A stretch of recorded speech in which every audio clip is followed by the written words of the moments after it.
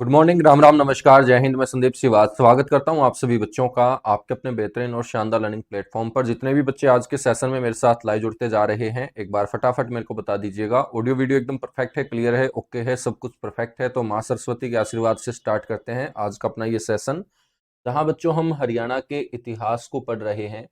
और हरियाणा के इतिहास को जानने वाले जो स्रोत हैं, जिसमें हम साहित्यिक स्रोत को अच्छे तरीके से कवर कर चुके हैं, अब बच्चों हम पुरातात्विक स्रोत को डिस्कस कर रहे हैं। और पुरातात्विक स्रोतों को हम यहाँ पर 5 भागों में बांट कर पढ़ेंगे। और इन 5 भागों में सबसे पहला जो पार्ट है वो हमारा अभिलेख है। क्या है? अभिलेख। राम राम, नमस्कार, जय हिंद भाई, जितने भी बच्चे जुड़ते जा रहे हैं।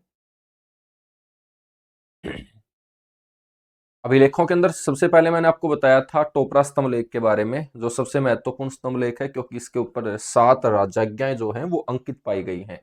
बच्चों, सम्राट अशोक के द्वारा ये गिरनार पहाड़ी गुजरात से लाकर टोपरा गांव में स्थापित करवाया गया था। और विग्रहराज चतुर्थ के भी 3 अभिलेखों की जानकारी हमें इस स्तंभलेख से पता चलती है। और 14वीं सदी में फिरोज शाह तुगलक इसको यहाँ से उखाड़कर यमुना नदी के रास्ते दिल्ली लेकर गया था। बच्चों, अब हम बात करते हैं शुद्ध अभिलेख की। अपने हरियाणा का दूसरा सबसे महत्वपूर्ण लेख शुद्ध अभिलेख।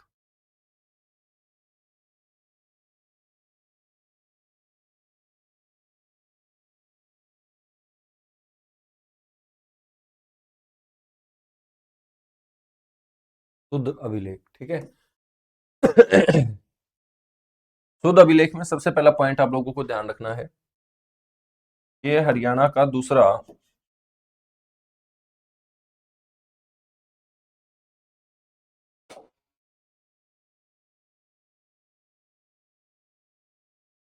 हरियाणा का दूसरा सबसे महत्वपूर्ण अभिलेख है।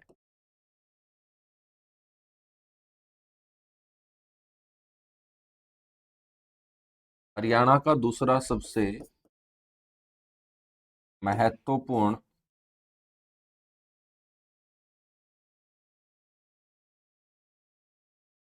दूसरी सदी ईसा पूर्व। बच्चों, इसका टाइम पीरियड बताया गया है। कौन सी सदी का बताया गया है? ये दूसरी सदी ईसा पूर्व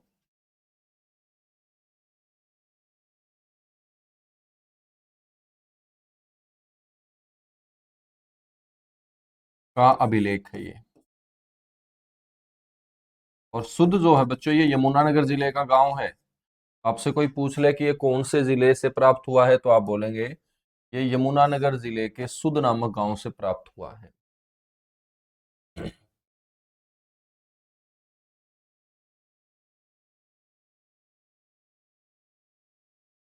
तो ये जो आपका अभिलेख प्राप्त हुआ है, ये यमुनानगर जिले के शुद्ध गांव से।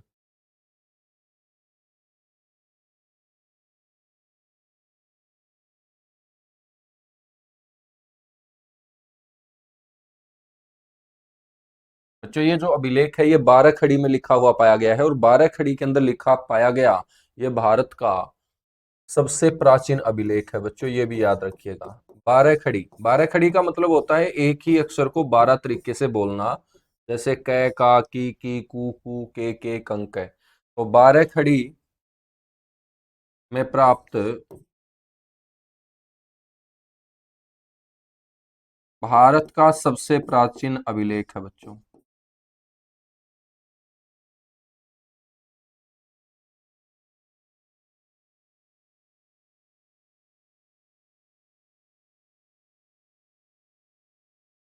भारत का सबसे प्राचीन अभिलेख। तो 12 खड़ी में प्राप्त भारत का सबसे प्राचीन अभिलेख आप कौन सा बोलेंगे? शुद्ध नाम का अभिलेख बोलेंगे बच्चों। और शुद्ध जो है गांव का नाम है, और शुद्ध एक प्राचीन गांव है। कौन से जिले में? यमुनानगर जिले के अंदर, ठीक है।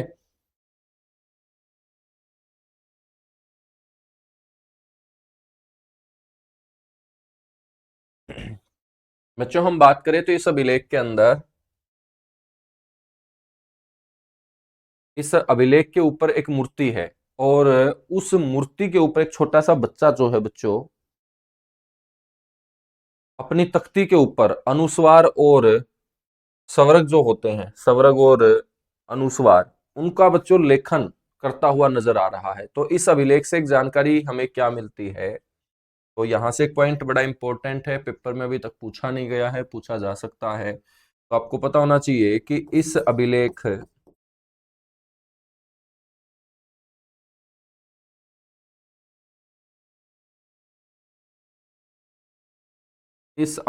पर मिट्टी से बनी मूर्ति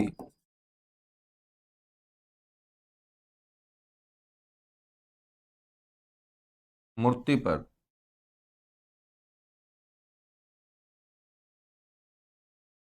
एक बच्चा जो है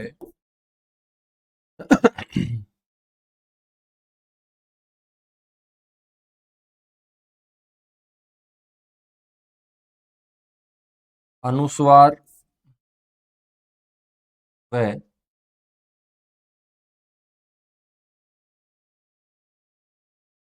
विसर्ग का लेखन कार्य करता हुआ नजर आ रहा है बच्चों। लेखन कार्य करता हुआ नजर आ रहा है। ठीक है, तो क्वेश्चन पूछा जा सकता है इस बच्चे से संबंधित कि भाई कौन से अभिलेख से ये जानकारी हमें मिल रही है। और ये इंपॉर्टेंट अभिलेख जो है ना, ये दिल्ली के राष्ट्रीय संग्रहालय के अंदर सुरक्षित रखा गया है, ये भी आपको ध्यान रखना है। तो इस अभिलेख को दिल्ली के राष्ट्रीय नेशनल म्यूजियम के अंदर, राष्ट्रीय संग्रहालय के अंदर बच्चों सुरक्षित रखा गया है। दिल्ली के राष्ट्रीय संग्रहालय में सुरक्षित रखा गया है।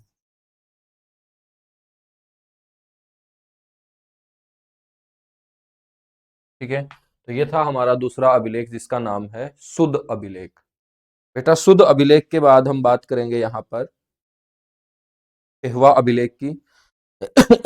फटाफट नोट कीजिएगा, नोट करने के बाद बताइएगा मेरे को।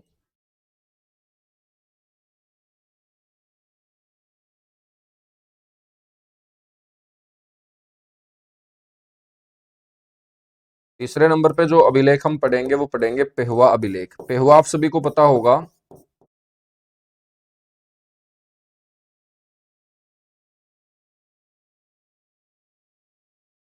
बच्चों कुरुक्षेत्र जिले का शहर है पेहवा, जिसको हम हरियाणा का गया भी बोलते हैं।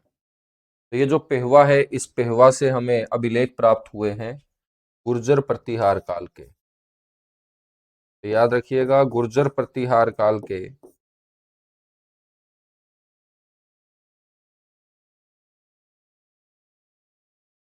राजा भोजदेव, प्रतिहार काल के राजा हैं बच्चों भोजदेव, और इनका बेटा है महेंद्रपाल। महेंद्रपाल, ठीक है। इन दोनों के जो अभिलेख हैं वो हमें पेहवा से प्राप्त हुए हैं। कहाँ से प्राप्त हुए? पेहवा से। और पेहवा से प्राप्त हुए इन अभिलेखों से पता चलता है कि पेहवा जो क्षेत्र है वो प्राचीन काल में घोड़ों के व्यापार के लिए क्या था? प्रसिद्ध था। प्राचीन काल में पेहवा बच्चों किसके लिए फेमस था? घोड़ों के व्यापार के लिए।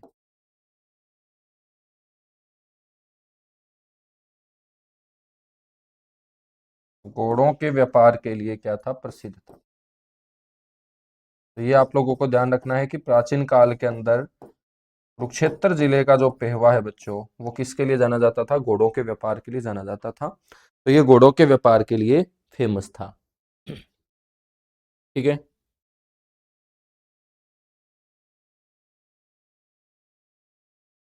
पेहवा अभिलेख के बाद कीजिएगा नोट। पेहवा अभिलेख के बाद हम बात करेंगे यहाँ पर करनाल अभिलेख की।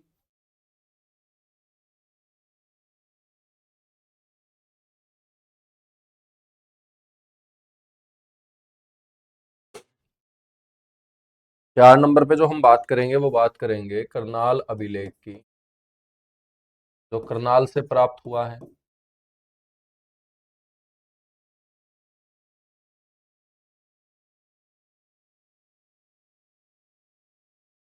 करनाल अभिलेख।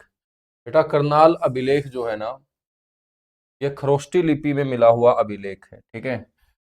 तो याद रखिएगा कौन सी लिपि के अंदर अंकित पाया गया है करनाल अभिलेख, खरोष्टी लिपि में। तो क्वेश्चन ऐसे ही पूछा जाएगा कि खरोष्टी लिपि में अंकित अभिलेख हरियाणा में कहां से प्राप्त हुआ, तो आप बोलेंगे करनाल से। तो खरोष्टी लिपि में अंकित अभिलेख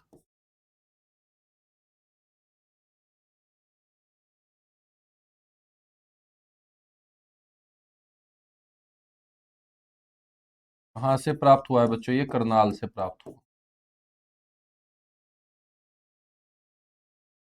और इस अभिलेख से कोई स्पष्ट जानकारी नहीं मिलती है, बस एक ही क्वेश्चन ये बनेगा बच्चों, इस अभिलेख के अंदर करनाल में मंदिर सरोवर के निर्माण की जानकारी जो है वो स्पष्ट रूप से नहीं मिलती, बल्कि मंदिर सरोवर का जिक्र किया गया है, ठीक है। तो इस अभिलेख में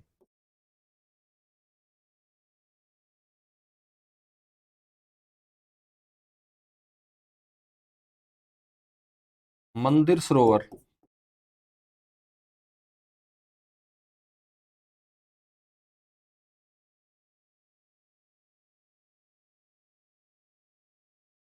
की अधूरी जानकारी बच्चों मिलती है, कोई स्पष्ट तरीके से बताया नहीं गया है इस मंदिर सरोवर के बारे में, बस मंदिर सरोवर लिखा पाया गया है। और मंदिर सरोवर लिखा हुआ ये एक तरीके से अस्पष्ट सा अभिलेख हरियाणा के करनाल से बच्चों क्या है प्राप्त हुआ।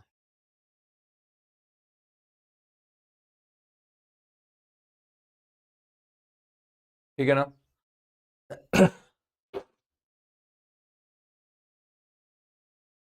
बच्चों करनाल अभिलेख के बाद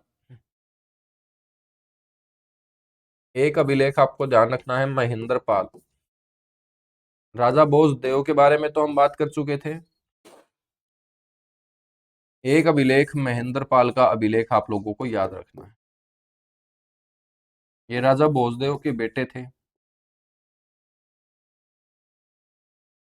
और महेंद्र पाल का जो अभिलेख है ये हरियाणा में पेहुआ से ही प्राप्त हुआ। तो आपसे पूछा जाए कि ये कहाँ से प्राप्त हुआ है, तो आपको बोलना है कि ये हरियाणा में पेहुआ से ही प्राप्त हुआ।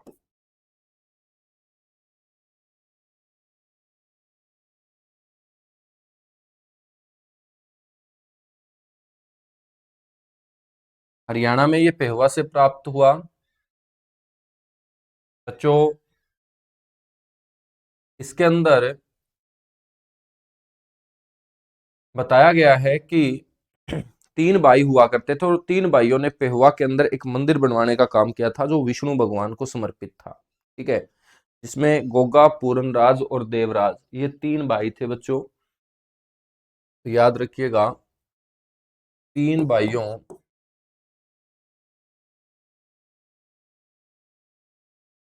गोगा, देवराज और पूरनराज, गोगा, देवराज और पूरनराज नाम के तीन भाई हुए हैं, और इन तीन भाइयों गोगा, देवराज व पूरनराज के द्वारा पेहुआ में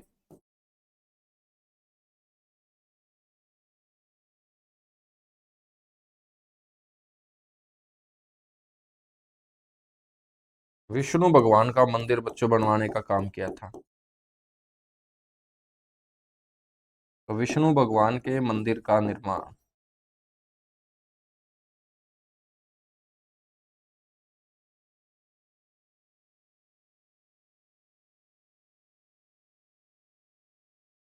करवाया था।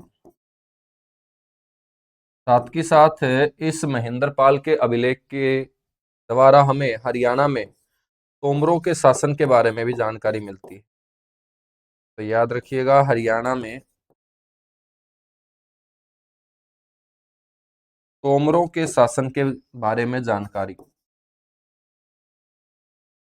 हरियाणा में तोमरों के शासन के बारे में जानकारी देने वाला अभिलेख भी कौन सा है,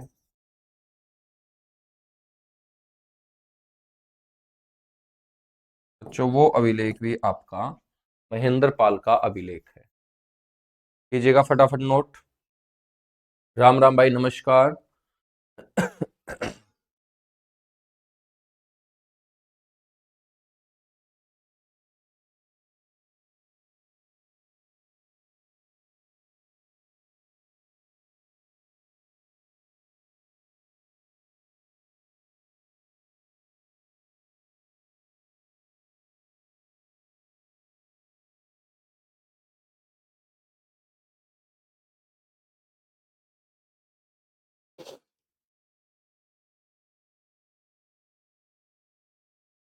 चलेगा। नेक्स्ट हम बात करेंगे बच्चों हांसी के अभिलेख के बारे में।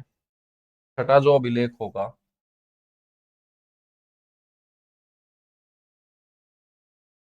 वो होगा हांसी अभिलेख।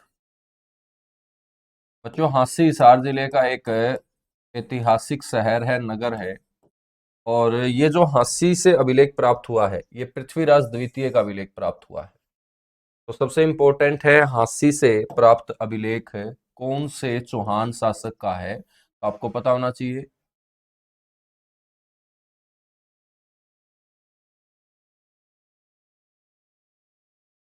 हांसी से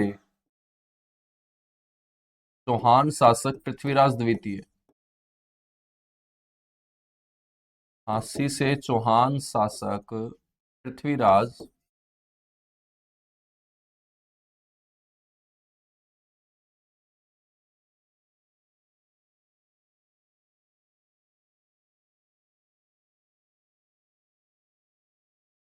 द्वितीय का अभिलेख प्राप्त हुआ है बच्चों। बड़ा इंपॉर्टेंट क्वेश्चन है, कई बार पेपरों में पूछा गया कि पृथ्वीराज द्वितीय का जो अभिलेख है वो कहाँ से प्राप्त हुआ, तो आप बोलेंगे हांसी से प्राप्त हुआ। ठीक है।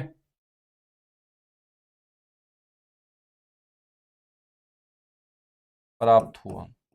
हम बात करें तो इस अभिलेख से हरियाणा में चाहमन या चौहान भी बोल सकते हैं।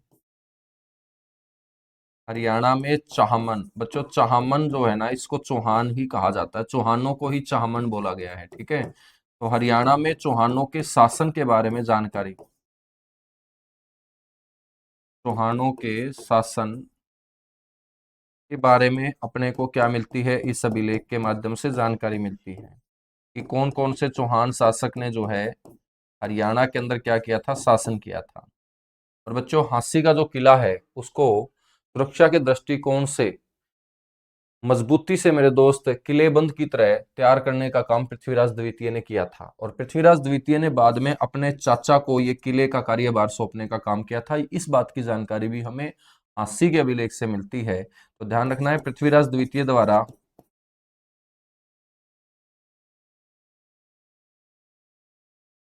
पृथ्वीराज द्वितीय द्वारा हांसी क्षेत्र का जो कार्यभार है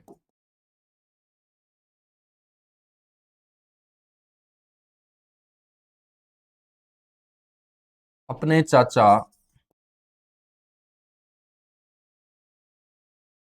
पृथ्वीराज द्वितीय का ये चाचा है विल्हण,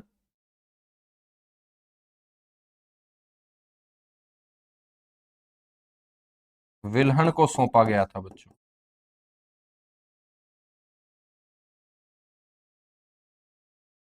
तो ये आपको ध्यान रखना है कि पृथ्वीराज द्वितीय के द्वारा हांसी का जो कार्यभार है वो किसके द्वारा किसको सौंपा गया था, विल्हण को सौंपा गया था। इस बात की जानकारी हमें कौन से अभिलेख से मिलती है बच्चों, हांसी अभिलेख से मिलती है। किससे मिलती है, हांसी अभिलेख से मिलती है।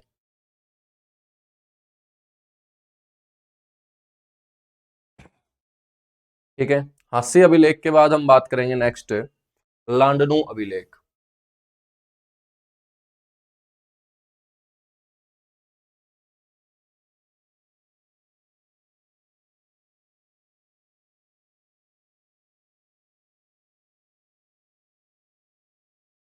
लांडनु अभिलेख, बेटा हम बात करें तो लांडनु जो है ना तहसील का नाम है, और ये लांडनु नाम की तहसील जो है ये राजस्थान की तहसील है। तो आपको पता होना चाहिए कि हरियाणा के बारे में जानकारी देने वाला ये लांडनु नाम का जो अभिलेख है ये कहाँ से प्राप्त हुआ है, ये प्राप्त हुआ है राजस्थान से।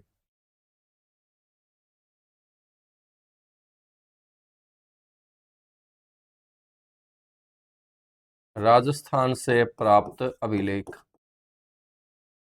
बच्चों इस अभिलेख के माध्यम से हमें पता चलता है कि अपने हरियाणा की जो राजधानी है ना, वो 12वीं सदी के अंदर दिल्ली हुआ करती थी। कौन सी हुआ करती थी? दिल्ली हुआ करती थी। तो याद रखना है हरियाणा, या बच्चों उस समय इसे हरिताणक कहा जाता था। तो हम हरियाणा बोल देंगे या हरिताणक की जो राजधानी है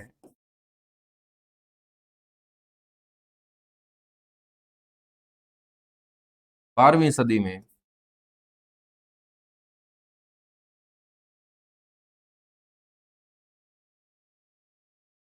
कौन सी होती थी? दिल्ली। और दिल्ली को किस नाम से जाना जाता था? डेलिका।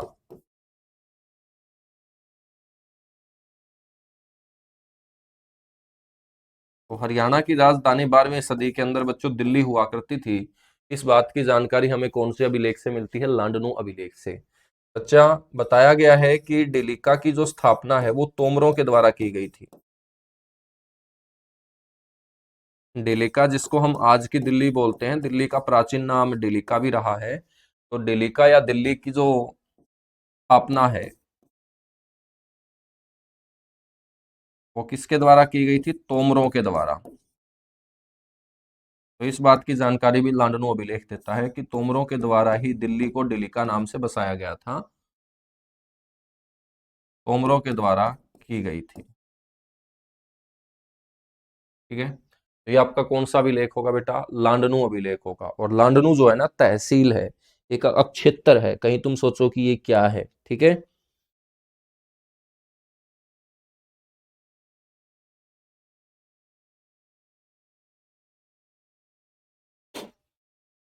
नेक्स्ट जो अभिलेख है बच्चों वो है कपाल मोचन अभिलेख। कपाल मोचन नाम की आप लोगों ने जगह सुनी होगी, यमुनानगर के अंदर।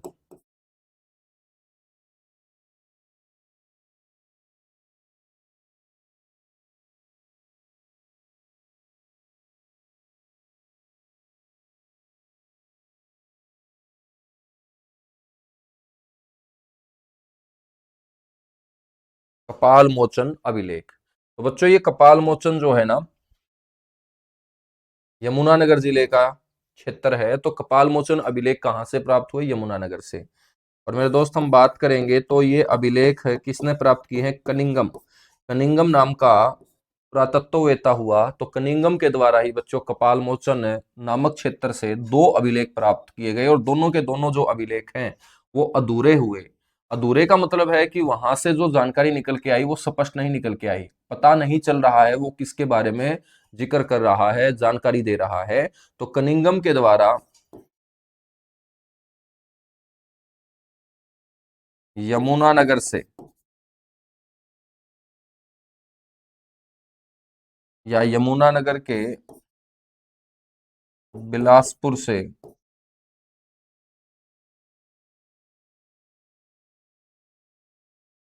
दो अधूरे अभिलेख प्राप्त किए गए। ठीक है। तो यहां से दो अधूरे अभिलेख प्राप्त किए गए हैं कनिंगम के द्वारा।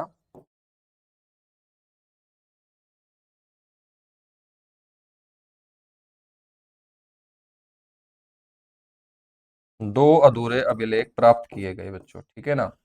और यहां से और कोई जानकारी निकल के आती नहीं है। तो बस आपको इतना ध्यान रखना है कि अधूरे अभिलेख कहाँ से प्राप्त हुए हैं? कपाल मोचन से। और कपाल मोचन कहाँ है बेटा?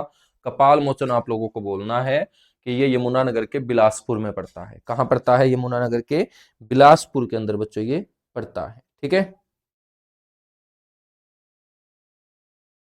नेक्स्ट हम बात करेंगे एक अभिलेख जो हरियाणा के बारे में जानकारी देता है। वो हरियाणा के बाहर एक देश है छोटा सा, लाओस। लाओस नाम का देश है बच्चों, वहां से ये अभिलेख प्राप्त हुआ। इसको हम लाओस अभिलेख बोलते हैं। ठीक है। हम बात करें तो ये 5वीं सदी के आसपास का अभिलेख है।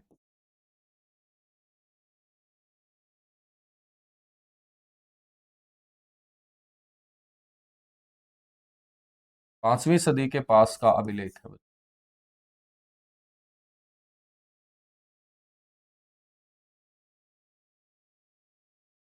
5वीं सदी के पास का जो अभिलेख है ये लाओस देश से प्राप्त हुआ।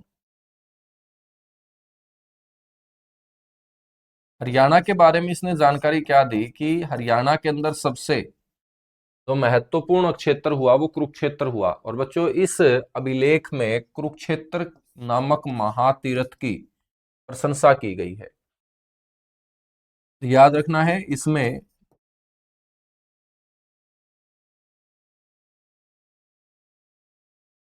कुरुक्षेत्र महातीर्थ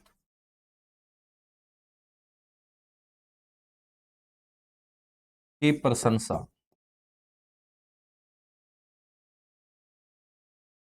का वर्णन मेरे दोस्त किया गया है। और बताया गया है कि यहाँ के जो राजा थे जिसका नाम था देवंका, लाओस देश के जो राजा थे बच्चों,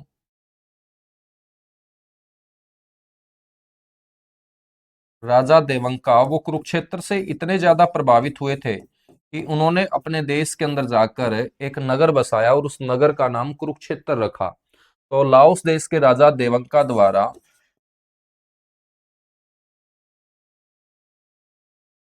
अपने देश में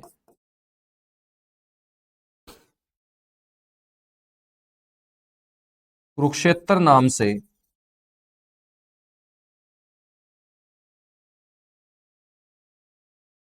बेटा एक नगर बसाया गया था।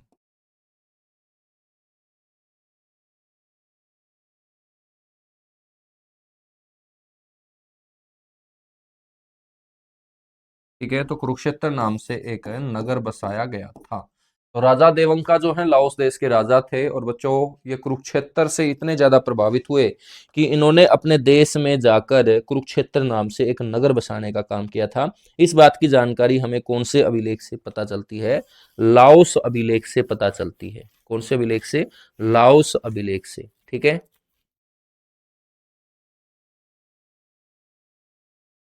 यहां तक याद रखोगे सारे के सारे बच्चे?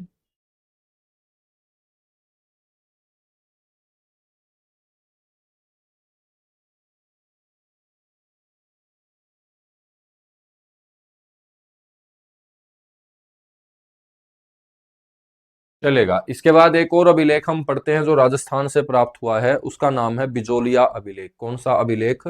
बिजोलिया अभिलेख।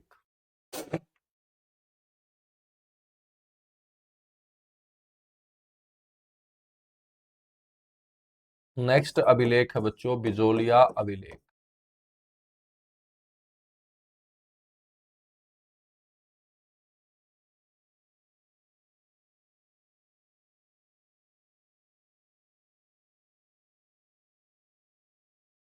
हम बात करेंगे बिजोलिया अभिलेख की। तो आपको याद रखना है कि बिजोलिया अभिलेख जो है ये राजस्थान से प्राप्त हुआ है। और बच्चों ये 14वीं सदी का अभिलेख बताया गया है।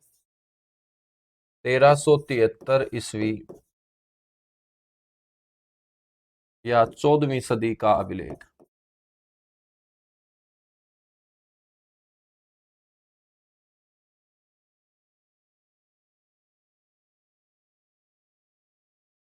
और 14वीं सदी का ये अभिलेख भी बच्चों कहाँ से प्राप्त हुआ? सर राजस्थान से ये प्राप्त हुआ है।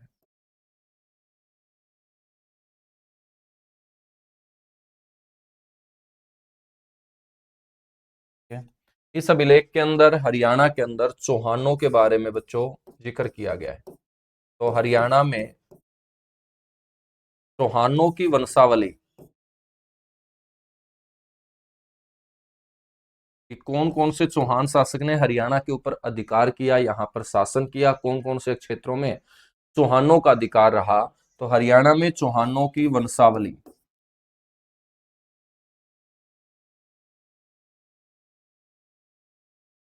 का वर्णन बच्चों हमें इस अभिलेख से पता चलता है। साथ ही साथ हास्य के ऊपर चौहानों के अधिकार के बारे में पता चलता है।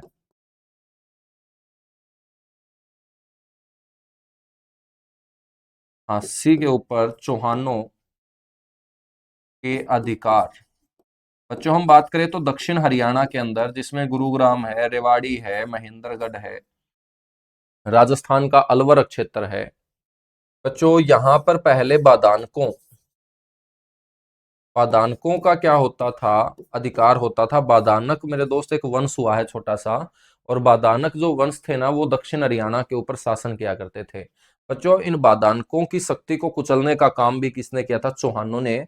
और बादानकों की शक्ति का अंत मेरे दोस्त चौहानों ने किया। इस बात की जानकारी भी हमें कौन से अभिलेख में पता चलती है? बिजोलिया अभिलेख के अंदर। ठीक है, तो बादानकों की शक्ति का अंत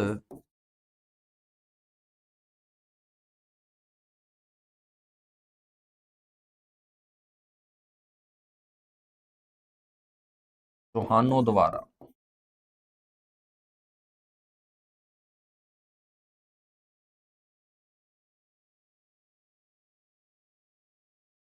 किया गया।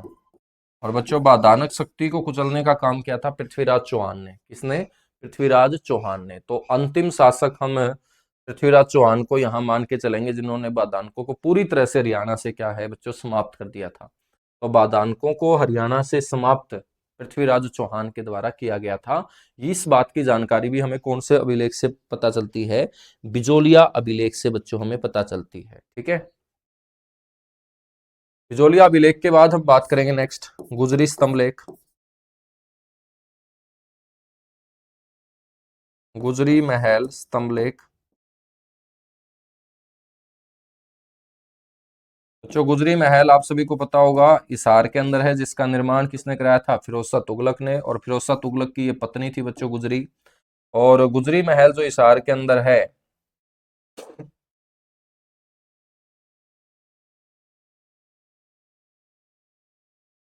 बच्चों यहाँ से हमें 8 अभिलेखों की जानकारी मिलती है। कितने अभिलेखों की? 8 अभिलेखों की। तो आपको ध्यान रखना है कि गुजरी महल की दीवारों से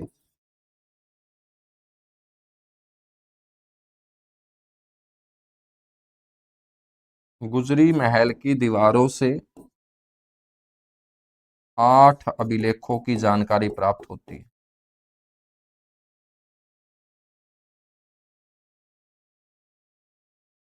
8 अभिलेखों की जानकारी प्राप्त होती है। बच्चों ये 8 अभिलेख है, अलग अलग जगह से आने वाले 8 भागवतों की सूचना देने का काम करते हैं। ठीक है, तो आपको ये ध्यान रखना है कि ये 8 अभिलेख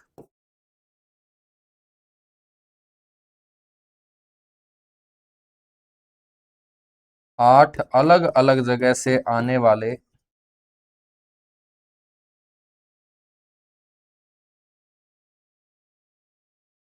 8 अलग अलग जगह से आने वाले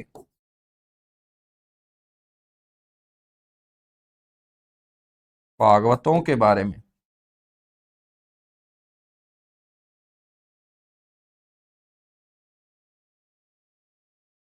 जानकारी देते हैं।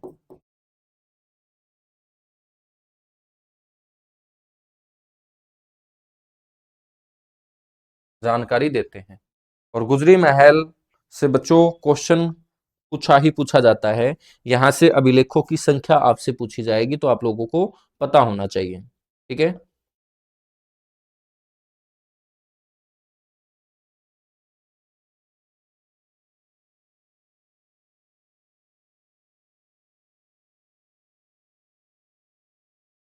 बच्चों बताया गया है कि ये जो अभिलेख है ना, ये तीसरी चौथी सदी का अभिलेख है। इसका टाइम भी यदि पूछ ले कोई, तो आप लोगों को बता देना है कि ये तीसरी चौथी सदी का अभिलेख है।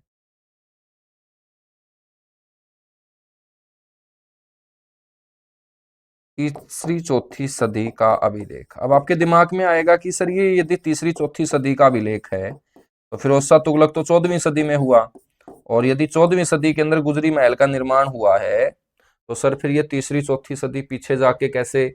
बच्चों ये तीसरी चौथी सदी का अभिलेख जरूर है, लेकिन ये अभिलेख फिरोज शाह तुगलक ने बच्चों उखाड़ कर यहाँ हिसार के गुजरी महल के अंदर स्थापित करने का काम किया था। ठीक है, तीसरी चौथी सदी का अभिलेख है, तो सीधा सा मतलब है कि ये आपका कौन से काल का अभिलेख मिलेगा? मौर्य काल का।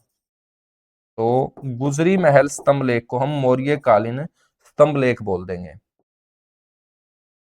ये मौर्यकालीन स्तंभ लेख है, मौर्यकालीन स्तंभ लेख है। बस इतना सा आपको ध्यान रखना है कि फिरोज शाह तुगलक के द्वारा इसको गुजरी महल के अंदर स्थापित किया गया था।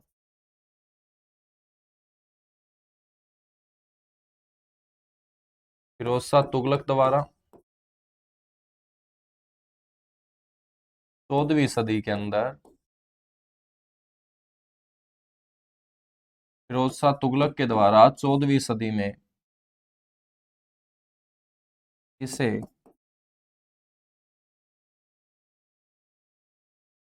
गुजरी महल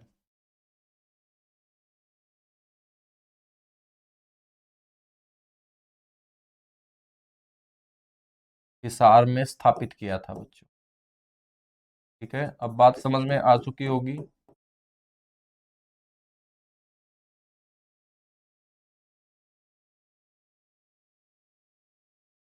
ठीक है, अब बात समझ में आ चुकी होगी। तो ये आप लोगों को ध्यान रखना है कि ये तीसरी चौथी सदी का अभिलेख रहा है, मौर्यकालीन अभिलेख है। फिरोज शाह तुगलक ने उखाड़ के इसको अपने किले के अंदर बने हुए गुजरी महल के अंदर स्थापित करने का क्या किया था बच्चों, काम किया था। ये आप लोगों को पता होना चाहिए। ठीक है,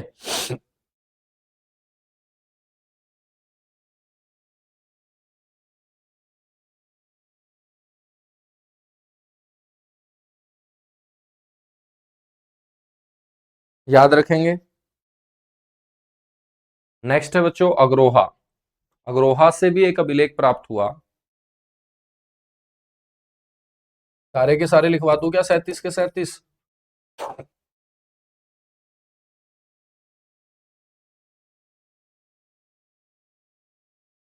अग्रोहा अभिलेख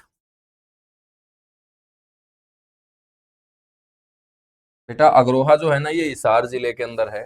एक कस्बा नेशनल हाईवे 9 के ऊपर आता है। ठीक है, तो आपको ये पता होना चाहिए कि ये कौन से जिले से प्राप्त हुआ है, हिसार जिले से। हिसार जिले के अग्रोहा से प्राप्त।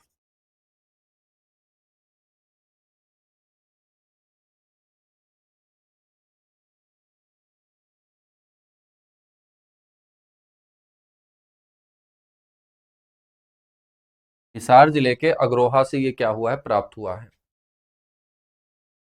बच्चों इस अभिलेख से योद्धे गण के लोगों के बारे में जानकारी मिलती है।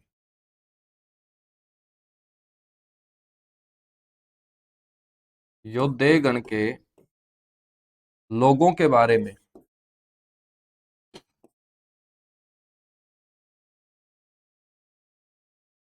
जानकारी मिलती है।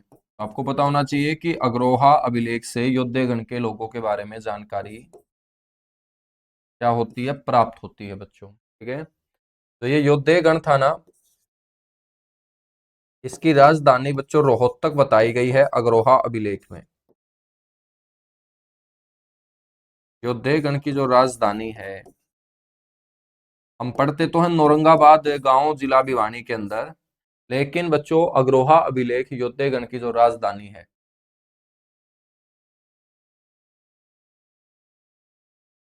रोहतक बताता है। क्या बताता है, रोहतक। अग्रोहा अभिलेख बताता है योद्धे गण की राजधानी रोहतक हुआ करती थी।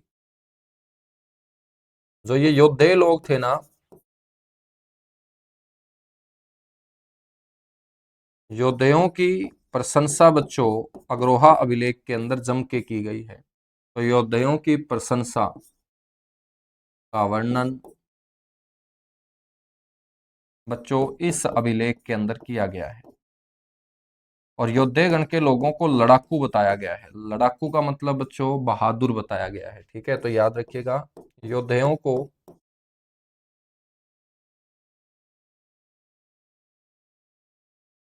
इस अभिलेख में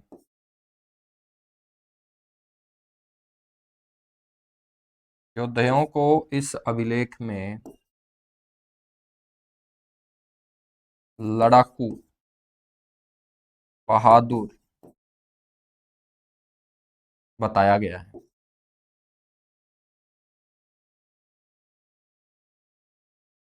ठीक है, तो योद्धाओं को इस अभिलेख के अंदर लड़ाकू और बहादुर बच्चों बताने का काम किया गया है। ये अभिलेख आपका कौन सा अभिलेख है? अग्रोहा अभिलेख है। ठीक है बच्चों, एक अग्रोहा अभिलेख है और एक अग्रोहा से तख्ती प्राप्त हुई है। क्या प्राप्त हुई है? तख्ती। ठीक है, तख्ती तो समझते होंगे, जो हम स्कूलों में लिखा करते थे, तो उसको हम अग्रोहा तखत अभिलेख बोल देंगे। क्या बोल देंगे? अग्रोहा तखत अभिलेख।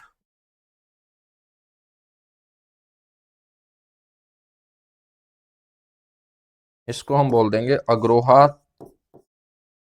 तखत अभिलेख। तखत का मतलब है बच्चों तख्ती। एक तरीके से ईंट भी बोल सकते हैं। ठीक है बच्चों, ये अभिलेख है एक पुरातत्ववेत्ता हुआ है H L Srivastava. H L Srivastava ने जब यहाँ पर,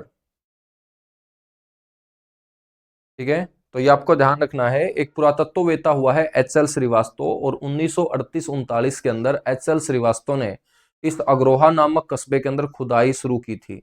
और खुदाई के दौरान ही बच्चों उनको ये ईंट, एक तख्ती प्राप्त हुई थी जिसके ऊपर संगीत के 7 स्वर लिखे पाए गए थे। तो याद रखना है, ये अभिलेख जो है ना, ये एच एल श्रीवास्तव को प्राप्त हुआ। H L Srivastava, H L Srivastava द्वारा प्राप्त अभिलेख।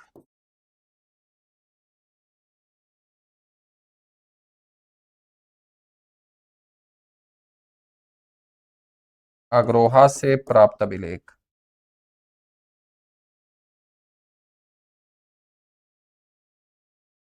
एच एल श्रीवास्तव द्वारा अग्रोहा से प्राप्त अभिलेख। ठीक है बच्चों, और आपको पता होना चाहिए कि यहां से प्राप्त ईंट के ऊपर,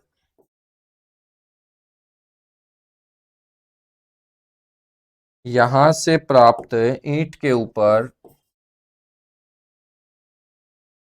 बेटा संगीत के 7 स्वरों का उल्लेख किया गया है। संगीत के 7 स्वरों का उल्लेख किया गया। और संगीत के 7 स्वर आप सभी जानते हैं, सारे गामा पा। ठीक है, तो सारे गामा पा दा नी सा।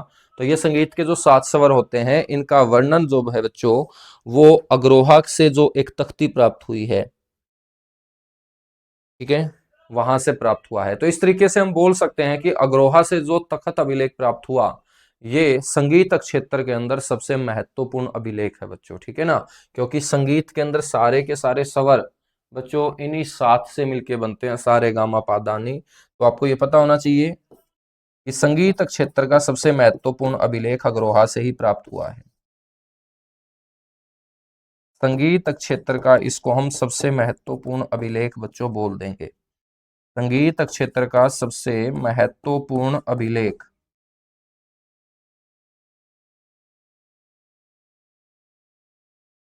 कहाँ से प्राप्त हुआ है? एच एल श्रीवास्तव को अग्रोहा से प्राप्त हुआ है। कीजिएगा फटाफट नोट, और नोट करने के बाद बेटा डन लिखिएगा, उसके बाद आगे बढ़ेंगे।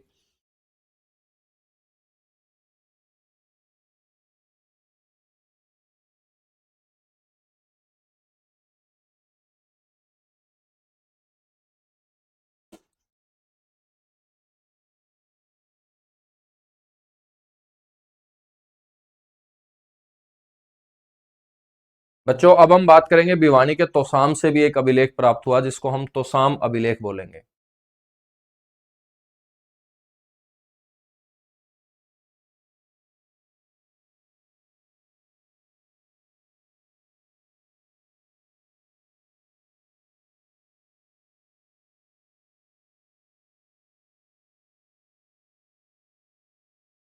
भाई मेरे को समझ में नहीं आ रहा, आप पूछना क्या चाह रहे हो दोस्त संदीप गुज्जर?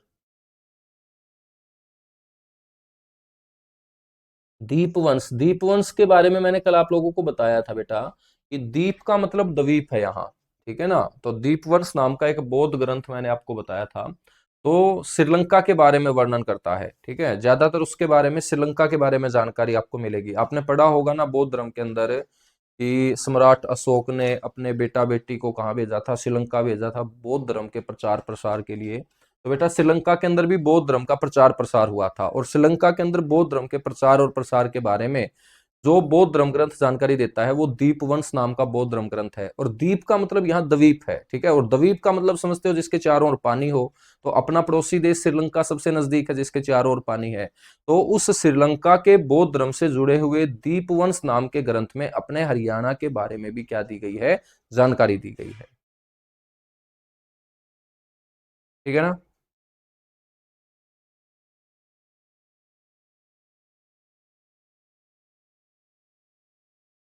हाँ बिल्कुल भाई पवन सैनी, कोई दिक्कत नहीं है, चश्मे वगैरह आपके लगे हुए हैं तो भी आप पुलिस में लग सकते हो।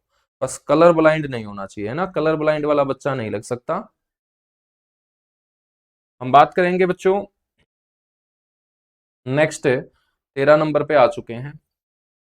33 तो नहीं करवाऊंगा लेकिन 24-25 तो करवा ही दूंगा बच्चों। ठीक है। तो साम अभिलेख।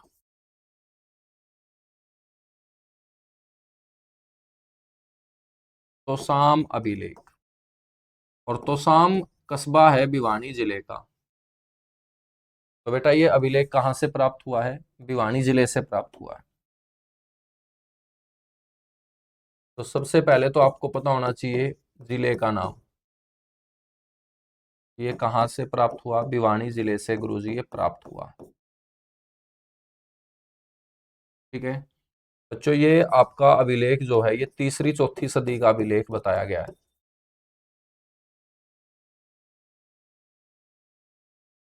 तीसरी चौथी सदी का ये क्या है, अभिलेख।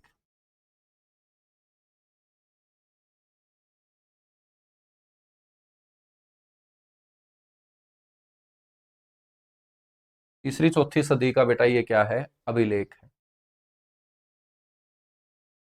ठीक है। और इस अभिलेख के माध्यम से पता चलता है कि तोसाम के अंदर कोई आचार्य सोमत्राता नाम का रहा करता था, और आचार्य सोमत्राता द्वारा तोसाम के अंदर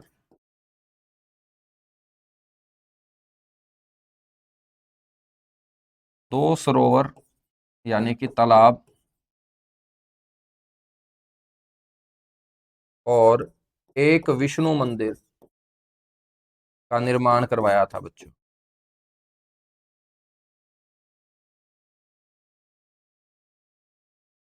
तो आचार्य सोमत्राता द्वारा तोसाम में दो सरोवर व एक विष्णु मंदिर के निर्माण की जानकारी बच्चों हमें इसी अभिलेख से मिलती है।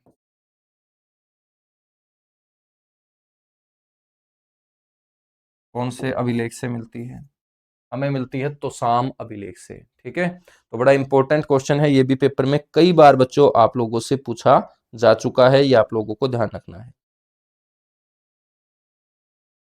नेक्स्ट हम बात करेंगे सोनीपत का। सोनीपत से बच्चों एक ताम्रपत्र प्राप्त हुआ। सोनीपत का ताम्रपत्र बोल देंगे इसको। और इसके ऊपर जो लिखा पाया गया है वो अभी हम पढ़ेंगे। तो आप सभी को पता है कि सोनीपत से ही ये प्राप्त हुआ होगा, और ये आपका 7वीं सदी का बच्चों लेख बताया गया है।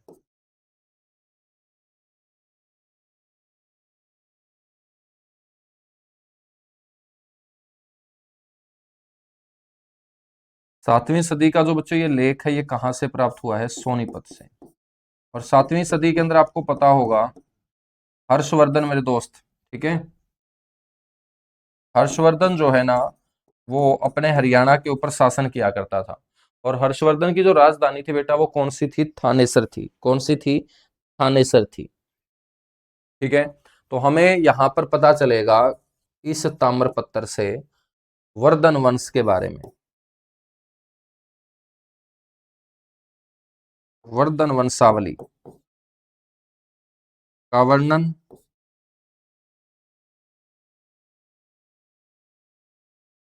और हर्षवर्धन का हरियाणा पर अधिकार।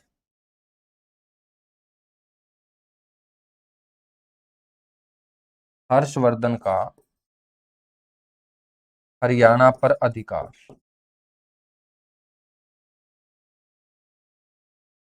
तो इस बात की जानकारी हमें कहाँ से मिलेगी? सोनीपत के ताम्रपत्र लेख से मिलेगी बेटा। सोनीपत के ताम्रपत्र लेख से मिलेगी। ठीक है बच्चों, हम बात करें तो इस अभिलेख के अंदर राजाओं को जो उपाधियां दी जाती थी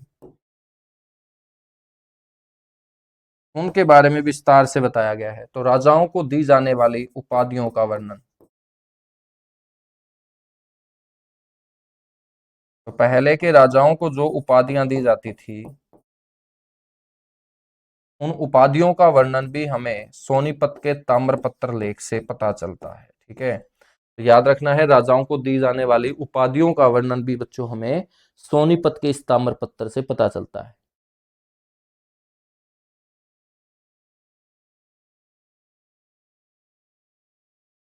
हम बात करते हैं कि वर्धन वंश का जो पहला शासक था बच्चों वो कौन था? पुष्यभूति। कि पुष्यभूति के द्वारा ही इसकी क्या की गई थी? वर्धन वंश की स्थापना। लेकिन सोनीपत का जो ताम्रपत्र है ना वो बताता है कि वर्धन वंश का जो पहला शासक था वो कौन था? नरवर्धन था। तो बच्चों याद रखना है यहां कि वर्धन वंश के संस्थापक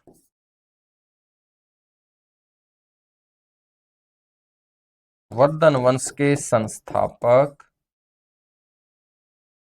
व प्रथम शासक नरवर्धन बताए गए हैं बच्चों। कौन से अभिलेख में? सोनीपत के ताम्रपत्र अभिलेख में। बाकी हम पढ़ते हमेशा क्या है कि पुष्यभूति ने इस वंश की क्या की थी? स्थापना। लेकिन बच्चों पुष्यभूति के अलावा वर्धन वंश के अंदर 6 राजा हुए हैं और उन 6 राजाओं में मैं बात करूं तो 6 के 6 ने अपने नाम के पीछे वर्धन जोड़ा है। ठीक है, इसलिए बच्चों इस वंश को वर्धन वंश बोला जाना शुरू किया गया। बच्चों उस वर्धन वंश के 6 शासकों के अंदर सबसे पहला नाम नरवर्धन का आता है। किसका आता है? नरवर्धन का आता है। ठीक है ना। हाँ, तो नरवर्धन था, आदित्यवर्धन था, राज्यवर्धन प्रथम था, प्रभाकर वर्धन था, राज्यवर्धन सेकंड था और हर्षवर्धन था। तो ये 6 शासक जो है ना वो वर्धन वंश में हुए। लेकिन उसमें पहला नाम वर्धन जुड़ा हुआ बच्चों नरवर्धन समझ में आया। तो यहाँ पर ताम्रपत्र जो सोनीपत से प्राप्त हुआ उसने पुष्यभूति को पहला शासक ना बताकर नरवर्धन को पहला शासक बताने का काम किया है। ठीक है, साथ के साथ ये भी बताया कि वर्धन वंश के जो शासक थे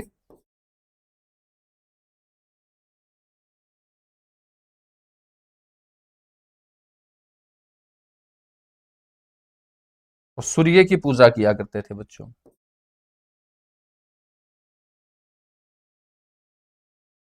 सूर्य के उपासक थे।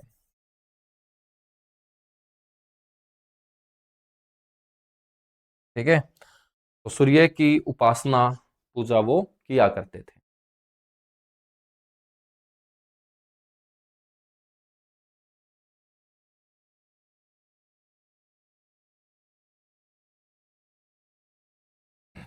याद रखोगे? याद रख लेंगे, चलेगा। एक बच्चों हम बात करेंगे सिरसा अभिलेख। सिरसा और फतेहाबाद रोड के ऊपर एक गांव आता है बेटा, जोध का गांव। और इसी जोध का गांव की बेटी सविता पुनिया के बारे में आपने सुना होगा, हॉकी की बेहतरीन खिलाड़ी। तो सिरसा जिले का एक गांव है जोध गांव, वहां से बच्चों एक अभिलेख प्राप्त हुआ। उसी अभिलेख को हम यहाँ क्या बोल रहे हैं? सिरसा अभिलेख बोल रहे हैं। तो सबसे पहले तो आपको पता होना चाहिए कि ये सिरसा जिले में कहाँ से प्राप्त हुआ है। तो पहला पॉइंट नोट करना है, ये सिरसा जिले के जोध का गांव से प्राप्त हुआ है। अब देखिएगा, मैं आप लोगों को सारे के सारे डिटेल से चीजें पढ़ा रहा हूं तो आप लोगों को मेहनत खराब नहीं कर देनी है, कहीं तुम क्वेश्चन गलत कराओ, है ना। तो मैं सिलेबस जल्दी कराने की फिराक में नहीं रहता, बल्कि मैं सिलेबस बहुत अच्छे ढंग से कराने के लिए रहता हूँ। ठीक है, और आप में से कुछ बच्चे जो है ना वो सिलेबस को फटाफट करना चाहते हैं, तो जल्दी किस बात की है? आराम आराम से पढ़ते रहो, डेली कुछ ना कुछ नया सीखते रहो, तभी तो तुम बाकी बच्चों से अलग होगे। जहां पर भी आप पढ़ते हो लाइब्रेरी के अंदर बैठ के, ठीक है बेटा, वहां जितने भी बच्चे हैं आप वहां पे खड़े होके उनसे ये क्वेश्चन पूछना कि वर्धन वंश का पहला शासक नरवर्धन था। इस बात की जानकारी हमें कौन से अभिलेख से मिलती है? तो बच्चों 1% बच्चा मुश्किल से बता पाएगा ये क्वेश्चन, ठीक है। जब कंपटीशन इतना कम है, कंपटीशन नहीं है हरियाणा के अंदर, यदि अच्छे लेवल के क्वेश्चन आने स्टार्ट हो जाएंगे तो कंपटीशन बिल्कुल भी नहीं है हरियाणा के अंदर। कंपटीशन हमें तब दिखता है जब वहां आसान क्वेश्चन आते हैं कि हरियाणा का पहला मुख्यमंत्री कौन है, हरियाणा में जिले कितने हैं। तो जल्दबाजी मत किया करो सिलेबस के लेकर, ठीक है, क्योंकि नौकरी बच्चों हर साल नहीं निकलती है, 3 4 5 साल में हमें एक मौका मिलता है नौकरी लगने का, तो उस मौके को हर हाल में अपने को बुनाना पड़ेगा। तो सिरसा जिले का गांव है जोधका। सिरसा जिले के जोधका गांव से प्राप्त।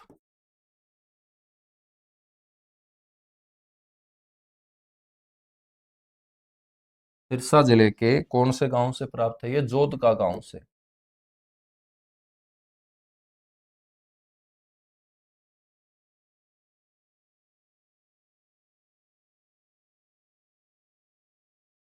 ठीक है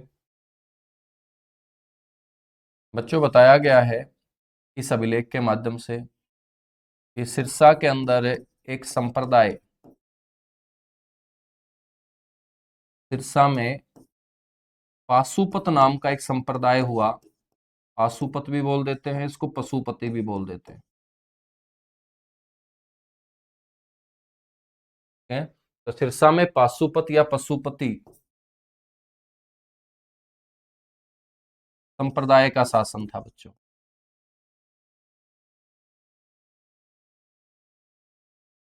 ठीक है। ये अभिलेख हमें ये जानकारी देता है। और बताया गया कि पाशुपत संप्रदाय का एक संत हुआ है नीलकंठ है,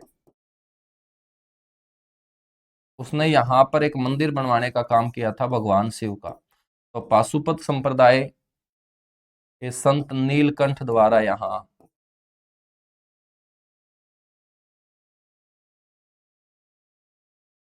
नीलकंठ द्वारा यहाँ,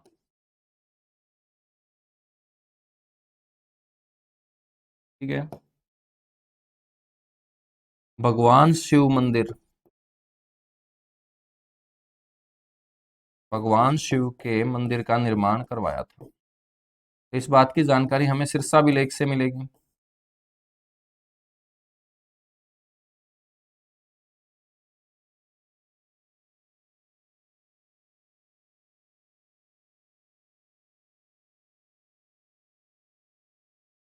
ठीक है, याद रखोगे।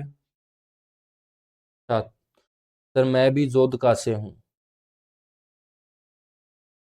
काउंटिंग गलत हो गई, काउंटिंग का तो कोई दिक्कत नहीं है। हाँ बिल्कुल, बिल्कुल रश्मि, एक नंबर की बात बोल रही है। हाँ तो जल्दबाजी किस बात की, आराम आराम से पढ़ते रहो, डेली पढ़ना है। जब तक नौकरी नहीं लग जाते तब तक पढ़ना है, जब अपने को पढ़ना ही डेली है।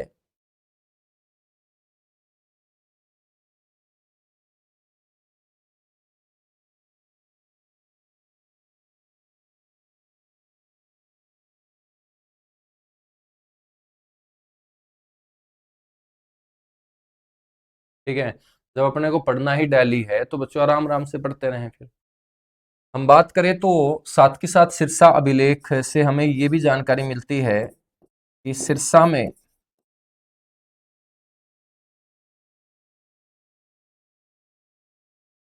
प्रतिहार राजा भोज का भी शासन था बच्चों। प्रतिहार राजा भोजदेव के शासन की भी जानकारी मिलती है हमें सिरसा अभिलेख से। अब देखिएगा यहाँ से बच्चों एक क्वेश्चन मैं आपको बताता हूँ कि कैसे पूछा जाएगा। मैंने आपको प्रतिहार वंश के जो शासक हैं राजा भोजदेव उसके बारे में बताया, और उसके बारे में मैं पहले पेहुआ के अंदर भी बता चुका हूं।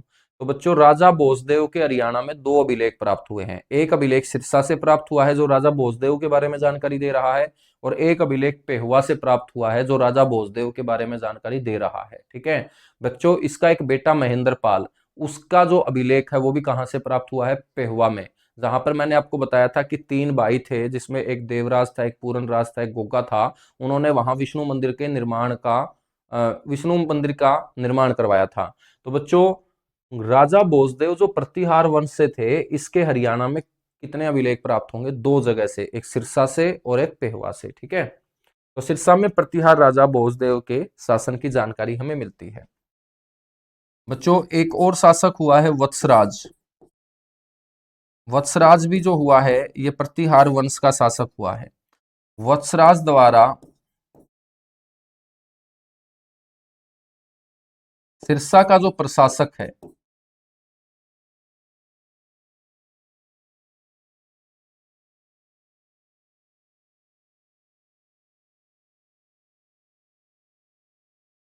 गल गल नाम का मेरे दोस्त कोई तोमर हुआ है, इसको नियुक्त किया था। तो ये अहम जानकारी भी हमें मिलती है कि प्रतिहार वंश से आने वाले वत्सराज नाम के राजा ने सिरसा का जो प्रशासक है वो एक तोमर को नियुक्त किया था, और उस तोमर का नाम था गल। क्या था बच्चों? गल। याद रखेंगे। तो बिल्कुल आज के लिए इतना सा ही। बाकी बचे हुए अभिलेख, सिक्के, मूर्तियां, मुद्रांक, इनको बच्चों हम कल की क्लास में लपेटने का काम करेंगे, ठीक है ना।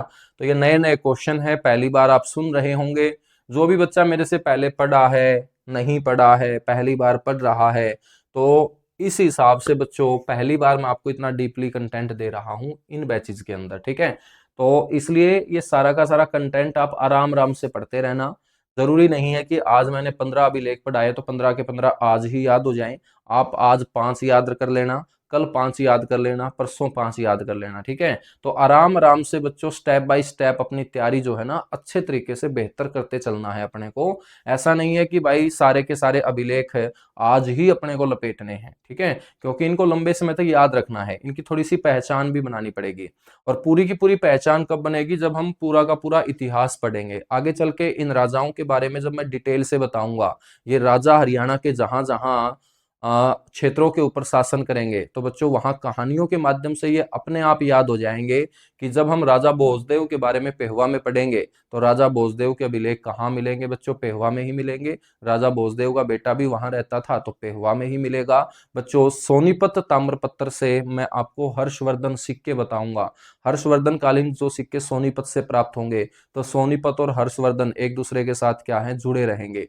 तो हम कहानियों के माध्यम से इनको फिर आगे चल के बहुत आसान मेरे दोस्त बना लेंगे, ठीक है। तो एक बार ये स्टार्टिंग में ऐसा लग रहा है आपको कि यार इतना डीपली है, अब यहाँ सिरसा में भोजदेव कैसे आ गया, ये संत नीलकंठ कौन है, ये सारा का सारा जब हम स्टेप बाय स्टेप आगे बढ़ेंगे ना हिस्ट्री में, तब अपने आप आपको पता चलता जाएगा, ठीक है।